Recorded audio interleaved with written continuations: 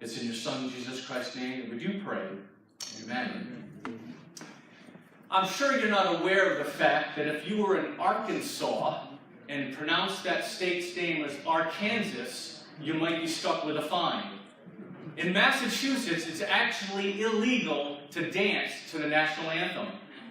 In Gainesville, Georgia, you must eat chicken with your fingers. No forks or utensils are legally allowed. In Connecticut, in order for a pickle to be sold, it needs to bounce. In our own state of Rhode Island, it's illegal to impersonate an auctioneer.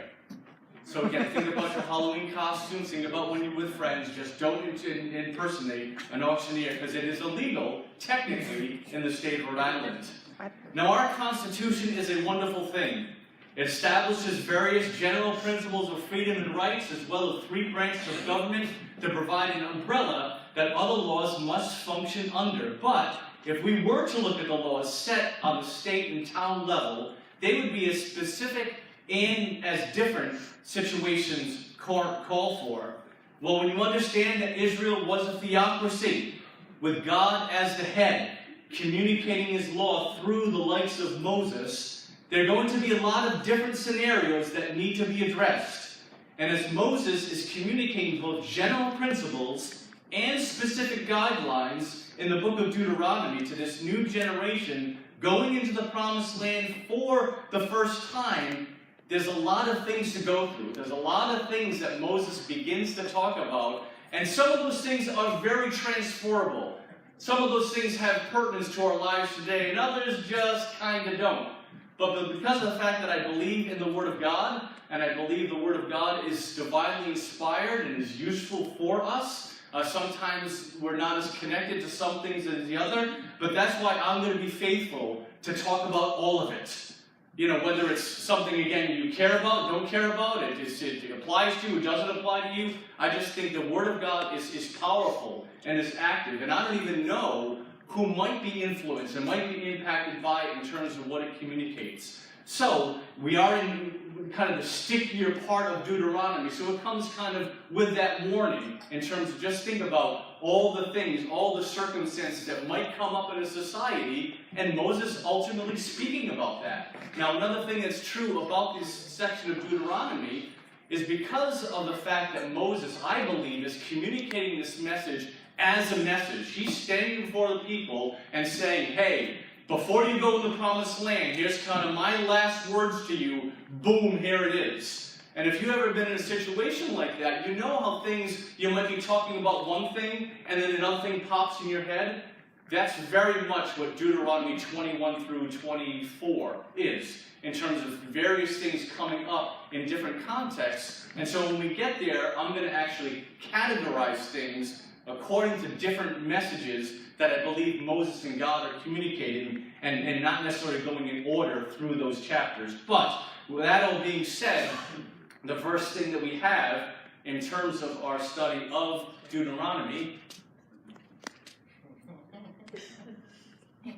is the cities of refuge in Deuteronomy. There it is.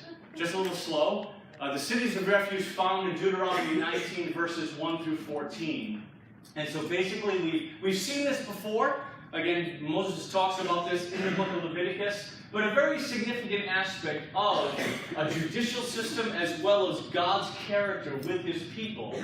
And so basically what God said is there were to be 3 cities of refuge in the land of Canaan, just according to the size that God had intended for them initially. But as the land increased it, as we understand God's blessing, and them following God's will, their land would increase. They would need to then expand those cities of refuge to accommodate the geography and the people that would be there. I mean, basically, cities of refuge was for people that had committed accidental death. You know, he actually gives a picture of, again, you're cutting a tree down in the woods, and the axe handle falls off, and it hits your friend in the head, and he dies. Now, basically, independent of your innocence in that, again, you didn't intend for that to happen, the family members might want to seek revenge, that you're still the one connected, just in terms of the whole function of that, and the logistics of the axe head falling off. But when in God's economy, the way he thinks about it, it's unintentional death. And so therefore, there wouldn't be the common punishment that would come to you. So that's what these cities of refuge were for.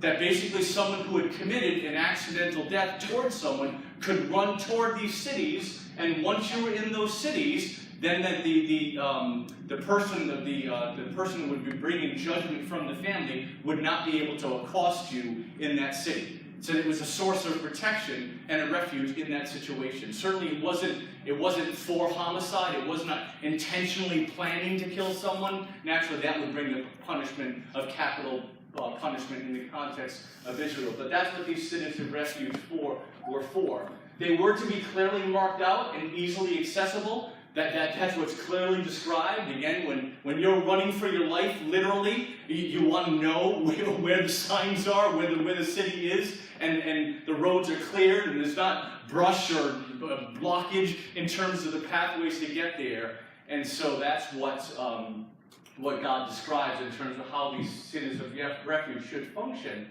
But to me, this really is a beautiful picture of God. This really is a beautiful picture of the salvation that he offers each one of us. Pretty consistently throughout the Old Testament, God is pictured as a place of refuge. He's pictured as a place of safety, a place of protection. You know, when we think about the different things that we face in our lives, the things that make us afraid, the things that are dangerous, the things that challenge us, the things that overwhelm us, and to know there's a peace in the eye of the storm. There's a place to run to in terms of finding that refuge and that resolve, in terms of God's compassion, in terms of God's comfort, in terms of God's will. You know, when we sing that song, "It Is Well With My Soul," one of my favorite hymns, as I'm sure it is true for many of you too, because that's really true.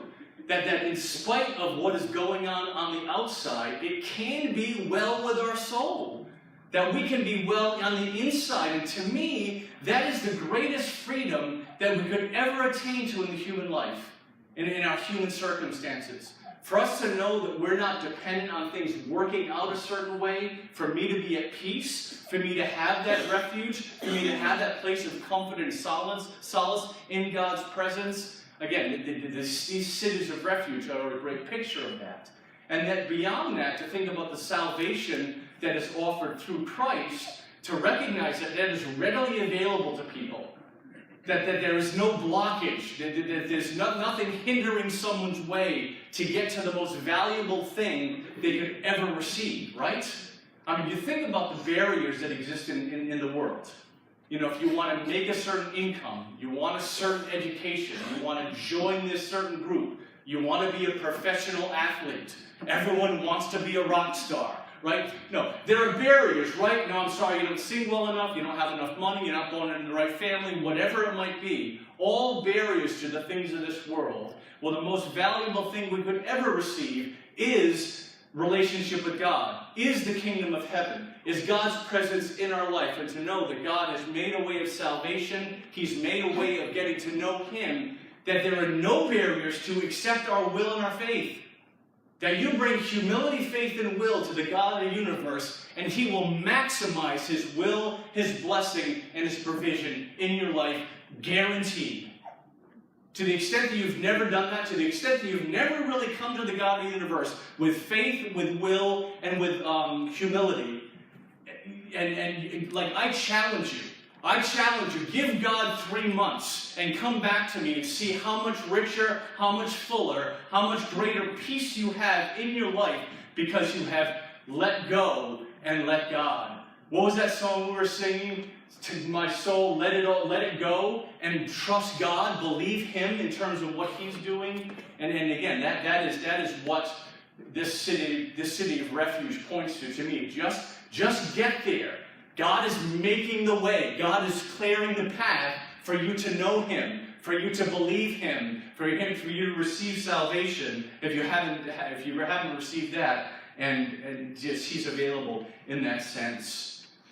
As we think about Deuteronomy 19 and where it goes from there, the end of that chapter actually talks about the importance of not being a false witness.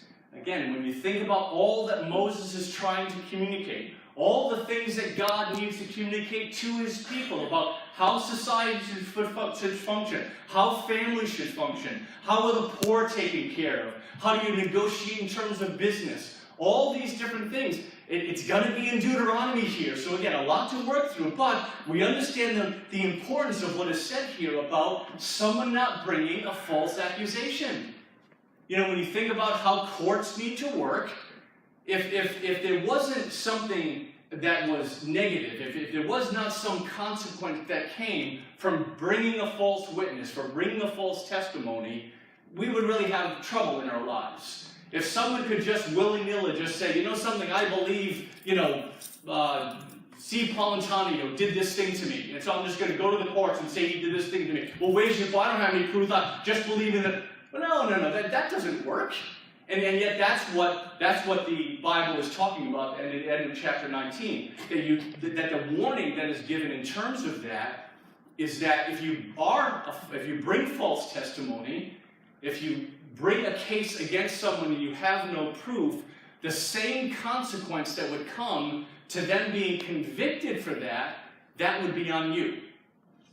So therefore, if you're bringing false testimony about someone stealing something, and therefore there will be a certain recompense or a payment or a discipline that would be received by them if they were accused, if it was founded that they committed that crime, whatever that consequence would be on them, it would go on you as the one who is bringing the false witness. Again, what God established in establishing a just society amongst the Jews.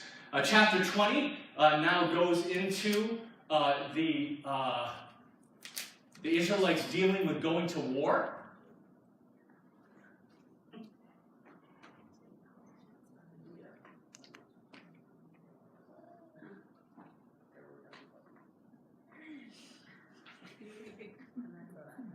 Okay, if you could just forward that. Just another thing that would be true of them as a people of God, as them advancing against other nations in terms of him blessing them, in terms of their the advance of military conquest. Just realize here's the direction that's given in Deuteronomy 20. It's really neat in terms of how it's structured. I mean, the first person that would speak to the army of Israel would be the priest. That they would understand that this warfare, this military engagement was not about them, it was not about their power, it's not about what they could accomplish for their ends, it was about God and what he would be accomplishing through them. And so again, the first person to speak to them would be the priest. And you know what he said? It's right there. He said, don't be afraid. In other words, that the same God that was with you against the Egyptians, the same God, when you saw the odds of you as the slaves of Egypt, that you would overcome Pharaoh, that you would overcome the Egyptian military, to recognize God did that God accomplished that by virtue of his hand and his power. And so therefore, that's a consistent reference point in the Old Testament for the Jews. Remember, I'm the God that freed you from Egypt.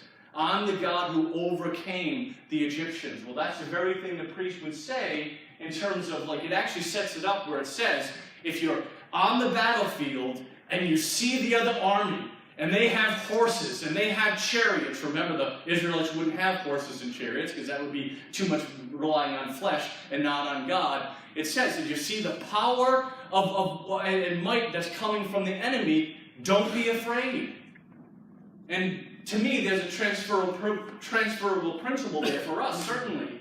Because when we think about our own lives, we think about the things that overwhelm us. When we face circumstances, and those circumstances are generating fear, it's generating insecurity, it's generating anxiety. To know that the word that God would speak into our hearts is, do not be afraid. And we saw that last week in terms of don't be anxious about anything. Don't be afraid of anything.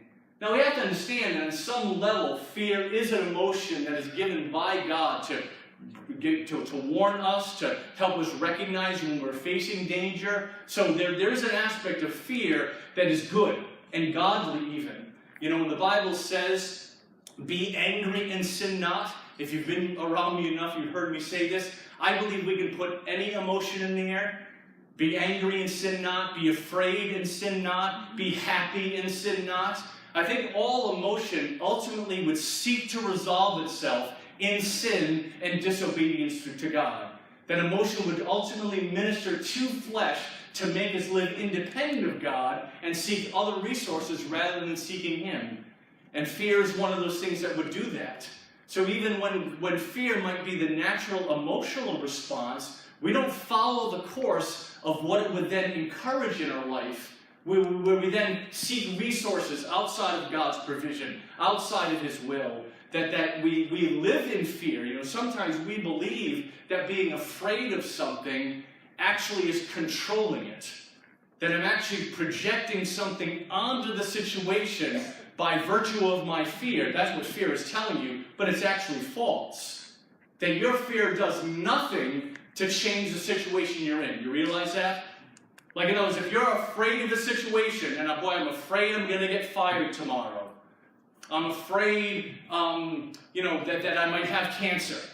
I have a test tomorrow. I'm afraid of taking that test. Whatever fear you have does nothing to overcome what you're afraid of. But the fear is telling you that this thing is overwhelming to you. Again, it's you looking at the army. Oh my gosh, there's horses and there's chariots there. What are your horses and chariots? And God is saying, don't be afraid. Because I've got it. If I've called you this battle, I've called you this life, you're fulfilling my will and my purpose, you can know that I'm going to make provision for you. And even when things don't work out according to what your thought is, or what you figured God would do, there's always a default in terms of what God would otherwise be doing and otherwise be accomplishing in the context of that event in your life. So really, there's no reason to be afraid as we engage with things of our lives where, again, we feel like we're in a battle. We feel like things are overwhelming to us. After the priest speaks, then the officers will come. And you talk about these 3 things, or 4 things. You know, he'd say, have you built a house and you really haven't enjoyed it? You've planted a vineyard and you haven't tasted any of its fruit. You've gotten married and you haven't enjoyed the wife of your youth. Are you afraid? All those things. If those things are true of you, go home, they would say. That they recognize that they would be able to replace someone on the battlefield easier than they would replace someone at home. That for someone who was just married and establishing that relationship, loving their wives as God would have them love their wives and providing for their family, that was far more important to God and should be more important to the Israelites than the military conquest or wherever they're defeating and going. And we just know as they were obedient to this and people were properly motivated in doing that, that God would bless that and God would provide. Remember, when Gideon came with his army, what did God say?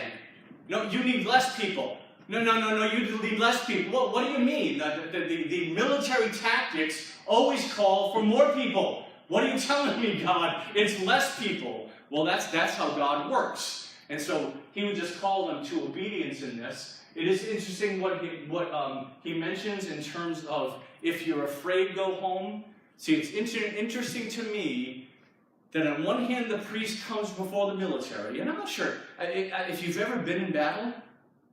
If you've ever been, I never have, so I don't know that fear of there's someone on the other side there that's trying to kill me. And there's a level of fear and anxiety that brings that certainly belief in God is comforting, certainly the confidence that God brings in terms of not being afraid, but to see that if ultimately the honest answer is, I am afraid, even after the priest has said that, then you're someone to go home. Because what you will do in terms of your fear is that you will wrongly influence those that you're fighting with.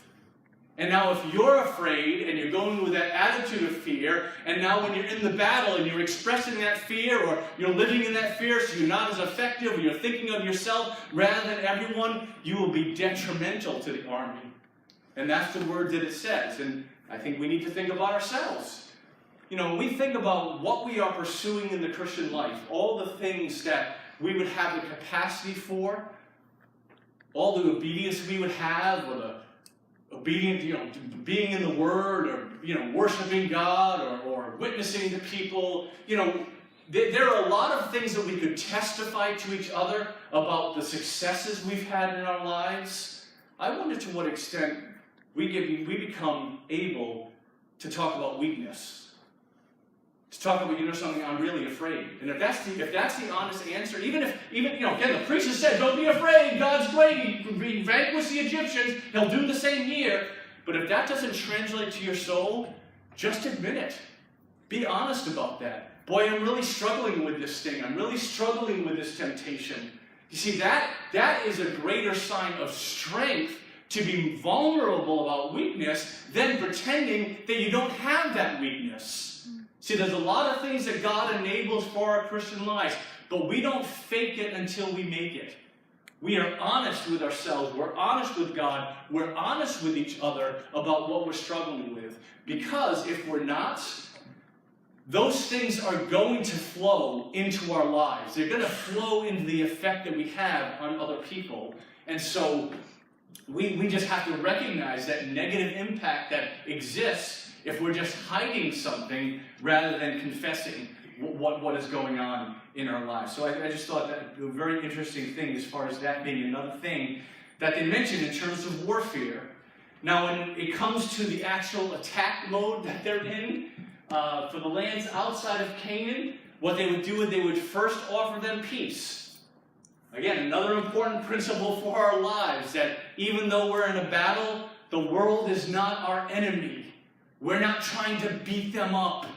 That we are offering them peace. Now, in this context of, again, God is a theocracy. He's organizing a society together, and he's blessing them by virtue of them overcoming kingdoms. Well, the first thing you want to do is offer people peace. Well, you've heard the reputation of God. You've heard about how he's vanquished the Egyptians. He beat Jericho. All these different things that he's done. Do you really want to fight against us? You probably don't. And so if you recognize that, then that city and that nation would just become a vassal kingdom of the Israelites. And so therefore no bloodshed would happen, but their provisions or their lives would be subject to the Israelites in terms of providing for them as well as providing for their own lives. If they turn them down, what God encouraged them to do is just lay siege to the city. I think this gave God an opportunity to work through the situation, to accomplish things that only he could accomplish. See, to me, it's interesting that God didn't say, full frontal assault, they say no to the peace, just attack them. He doesn't say that. He says lay siege to them, and then let God work. Now, there is an interesting thing that he says about the trees in that land. Again, it's the Word of God, so we just have to, I'm sorry, like you get extra points for this message, by the way. Like in God's economy, you pay attention, you care about Deuteronomy. We'll get to Romans. Remember, realize this is supposed to be weighty. This is supposed to remind us. This is what Romans 7 is like, but we'll get to Romans 8. So this is the Romans 7 part. In terms of this is what the law was like. These are the restrictions. These are the things that the Israelites would need to be aware of. It's just interesting that it says that when it comes to the trees that are around a foreign nation, again, these are not the lands of King Canaan. These are lands away from the land of Canaan. What he said is that you should save the fruit trees. Don't cut down the fruit trees. If you have to cut down other trees to lay siege works, you could do that. But otherwise, don't destroy the land. And it's interesting that he says, are the trees evil? Are you opposed to the trees? Of course not. So don't hurt the trees. So God cares about the trees. It's just interesting how he expresses that. Now, when it comes to those towns and those cities and those peoples in the land of Canaan, that offer of peace, that siege mentality in terms of what they would do was lands away from Canaan. When it came to the land of Canaan, what did God say to that? Destroy them all. Because that was the implication of the evil that came to those people in Canaan. Now, another thing that would happen with laying the siege is that once they would gain victory in that siege, they were instructed to kill all the men and then whatever plunder would come from the women and the children, the Israelites would take that. Again, this has to do with lands outside of Canaan, away from that land, and would be part of God's blessing in that time, in that understanding of what was fitting in that context. See, in the same way that there are laws that we have on our books that, technically if you were in Rhode Island and you imitated an auctioneer, you could get a fine, but there's no policeman that's really going to come to you. But was that trying to accomplish something? Does that say something? Like Massachusetts, like really if you were dancing during the national anthem, would they really but what does that say about what Massachusetts wanted people to think when they're singing the national anthem? In the same way, when, okay, there is no place where you will take over a city, where you live in battle techniques. But when we think about our engagement with the world and what God would encourage, what it says about God's character in terms of what he's instructing Israel in, I think that's where the transferable principle is and why it is important in terms of our understanding of things. And so that's chapter 20. Got through 2 chapters today, and this instruction on warfare. Then basically from here, in chapters 21 to 25, Moses gets a little jumpy. He's talking about purity on one hand, then he's talking about society at another point, and then he's talking about provision for women at another point. And so what I'm going to do from here is just segment out each of the different aspects and go through all the passages in 21 through, I think it's actually 24, that talk about those things. And so when we start off this whole issue of purity, which by far is the prevalent message, then when we think about what God says in Deuteronomy 21 through 25, the things he says most consistently about, what he talks mostly about, is purity. See, it's clear that God cares about right things done in a right way. That he has certain standards of behavior, ways that we're supposed to live, that honor him and also bless us. What is highlighted in terms of the majority of the things that, the encouragement line or the thing that follows the instruction is don't do this, because if you do, you're going to defy the land. Don't do this, you're going to defy my character.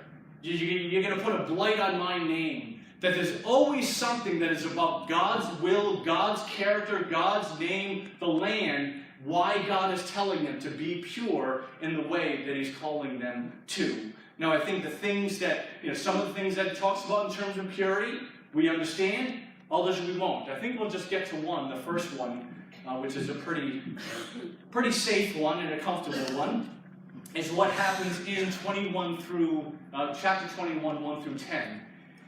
And this is, what do you do when there's an unsolved murder? Remember how I started off this message? A lot of things that Moses has to talk about to God establishing the society about all the things that could happen. Well, what happens when you find someone dead and you don't know how they get killed? Is that just nothing? Is that just bury them and it doesn't matter? See, in God's economy, that's not true. In God's economy, that death matters even though they don't know who killed them, and that life has to be answered. That's what's significant here in this passage. That basically what would happen is they would measure the distance between the body and the nearest town as far as who would be responsible to take care of this. And so basically what would happen is if you're the nearest town, then the elders of that community would bring a heifer that had not worked, hadn't been plowed, done any work. They would take them to a valley where there was a stream. And what is it? The valley hadn't been plowed, there's a stream, and there they would break the heifer's neck. And so therefore, the point being that there would still be a sacrifice for that death, even though no one was, there was no individual person that was accountable to that. And look at what the priest says in verse 7. In terms of after the ceremony is done, the place is found, the heifer is dead. Listen what it says in verse 7. And they shall declare, this is the priest, our hands did not shed this blood, nor did our eyes see it done. Accept this atonement for your people Israel, whom you have redeemed, O Lord, and do not hold your people guilty of the blood of an innocent man, and the bloodshed will be atoned for. So you will purge from yourselves the guilt of shedding innocent blood, since you have done what is right in the eyes of the Lord. So you see that language at the end there? Like, do this and you'll be in favor. Do this and, you won't be contrary to God's character. Do this and you won't bring a blight on the land. I mean, the fact that God is the kind of God that would say, every life matters.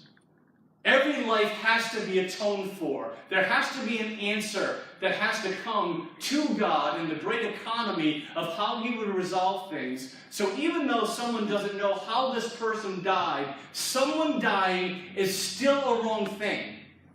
It is still something that God regards as negative. So in the same way that we would see the connection, the value of saying, I did something wrong, I committed a sin, I'm going to bring a sacrifice to bring atonement, to make myself right with God. This is the Israelite community making them whole selves right with God in terms of sacrificing this heifer. And the fact this heifer gives their life for the sake of the sin or the action that someone did. But again, it still has to be answered. That still says something about God and what He thinks about human life. Now, I'm not sure about anyone else, but when I read this, I thought of another time when actually here the Jews are saying, we are innocent of this person's blood and this person's death. But remember another time where Pilate was washing his hands and he said, this man's blood is not on me. And what did the Jews say? Let his blood be on us and on our children.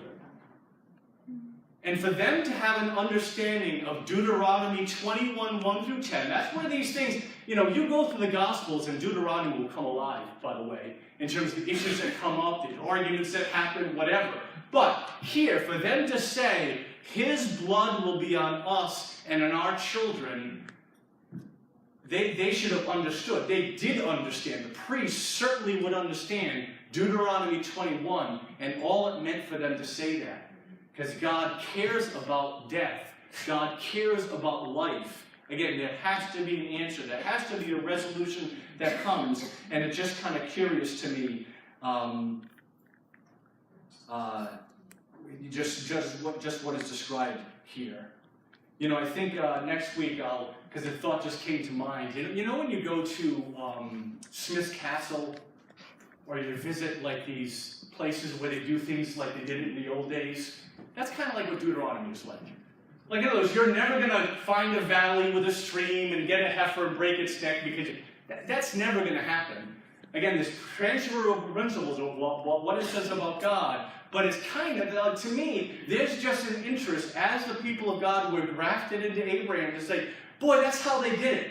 That's what God did in terms of bringing the answer to an issue that would come up in the Israelite community. And to me, that's interesting in and of itself. Well, let's bow and let's pray this morning.